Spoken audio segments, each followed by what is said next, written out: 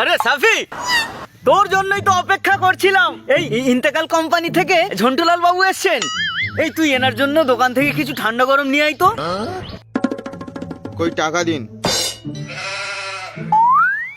আরে ভাই, তুই সবসময় এরকম সম্মানীয় ব্যক্তিদের সামনে ছোট লোকের মতো কথা বলিস কেন? তার দোকানে কি মালগুলো আপনার বাবা কিনে রেখে দিয়েছে? আরে আমার নাম বলবি, খালি আমার নাম। নাম বললে পুরো পৃথিবী দিয়ে দেবে তোকে দোকানদার। এনে টাকা নিয়ে যা।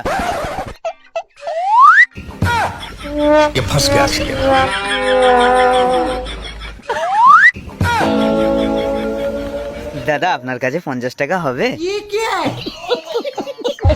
হ্যাঁ হবে। দিয়ে দিন দাদা।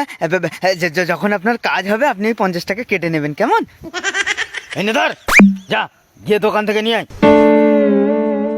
ঠান্ডা গরম? হ্যাঁ।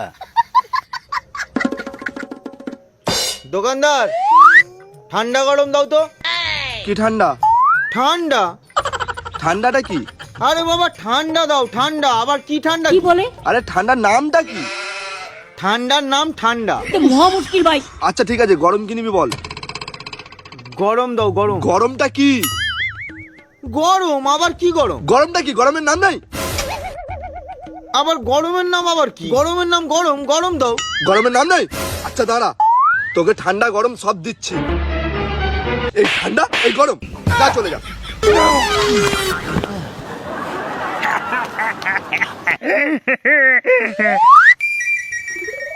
কি হলো, ঠান্ডা গরম এনেছিস? হ্যাঁ। তো দাঁড়িয়ে আছিস কেন? দাও, ইন্তেকাল কোম্পানির বাবুকে দাও।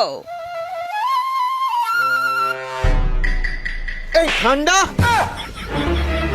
আরে এই গরম। মিন্টুদা, এটা কি ঠান্ডা গরম ছিল? এটা কি ছিল? কেন ঠান্ডা গরম? আবে সালে, এটা কেমন ঠান্ডা গরম রে ভাই? দোকানদারের কাছে ঠান্ডা গরম চাইতে আমাকে এটাই দিল।